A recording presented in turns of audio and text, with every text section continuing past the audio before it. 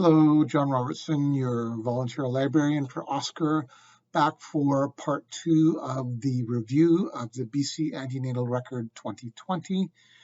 We're going to start looking at the individual pieces here. If you haven't had a chance, have a look at my initial video, quickly run through the intro, just to help you with some of the overall features. We're going to go back into the encounter pane of Jessica Rabbit. We're going to go back into the antenatal record. And you'll see here that we have inputted already in some of the information grabbed from the patient's chart. So as it says there, this is a read only. We get these things coming straight in from the patient's chart. These ones we can edit if we so choose. However, the ones that are in gray, they're permanently there. They're not going to change. A quick side note here.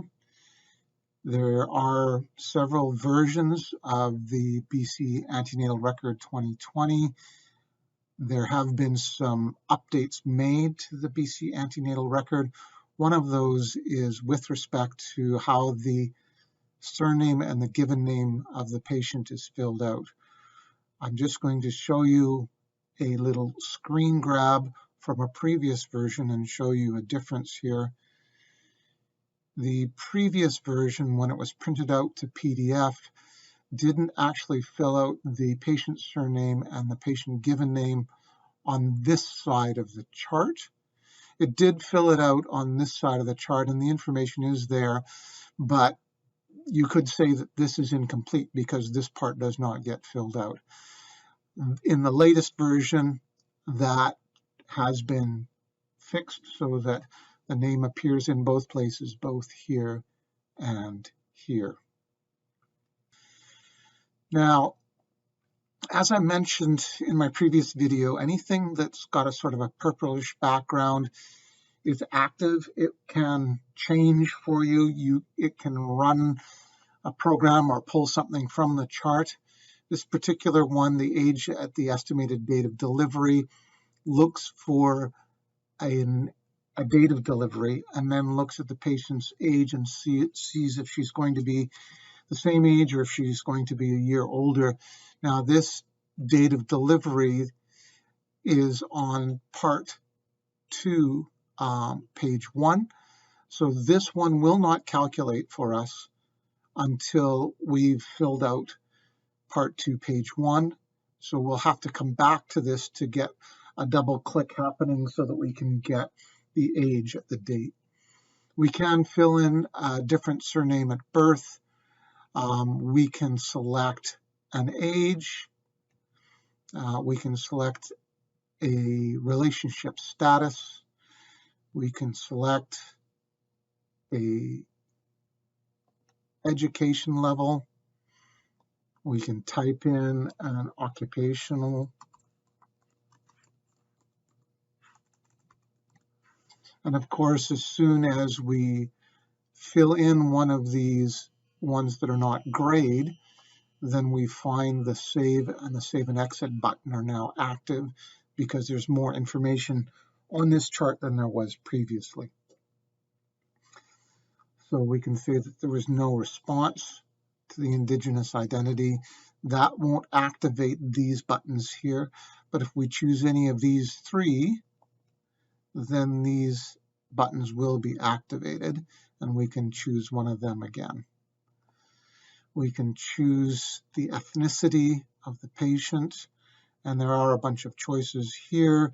These choices are based on what was present in the BC Antenatal Record as provided by Perinatal Services BC.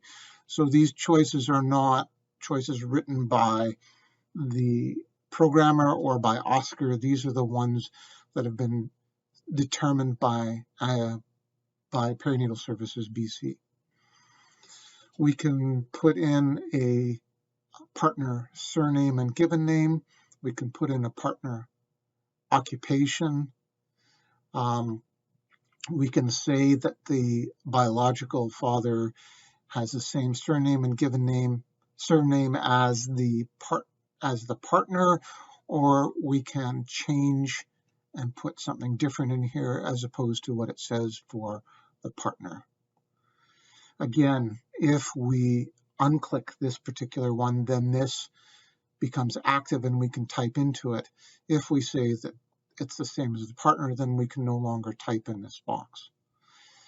Put in an age and an ethnicity into here.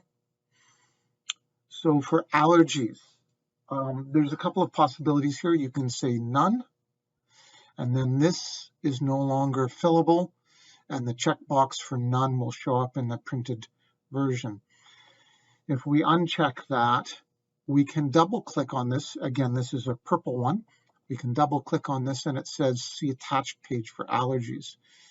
And that means that we need to go over to the attachments here. And if we go to the attachments, there's a place in the attachments where we can add in things from the chart, like their allergies. We'll review attachments at a later date, but that's just a reminder that if you're going to say see attachments, then you actually have to fill in the attachments.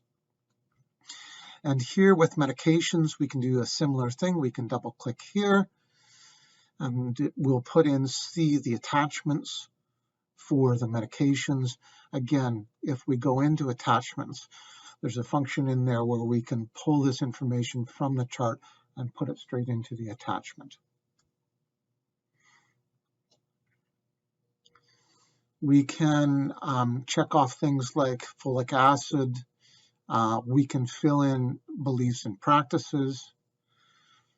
We can fill in contraceptive type. There's a calendar here. We can say when they last used a contraceptive. We can say whether the pregnancy was planned or not planned. And this is a radio button, so you get to choose one or the other. Put in a last menstrual period date. And once we've done that, we can double click here. And again, this is an active one, and that will give us a calculated date for their due date based on this last menstrual period that we just put in here. We can put in dating ultrasound, what date the ultrasound was done.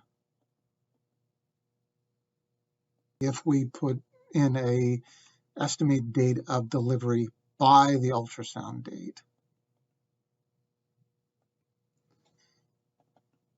that would give us the chance to calculate the gestational age, weeks and days, based on what was stated to be their due date on this dating ultrasound.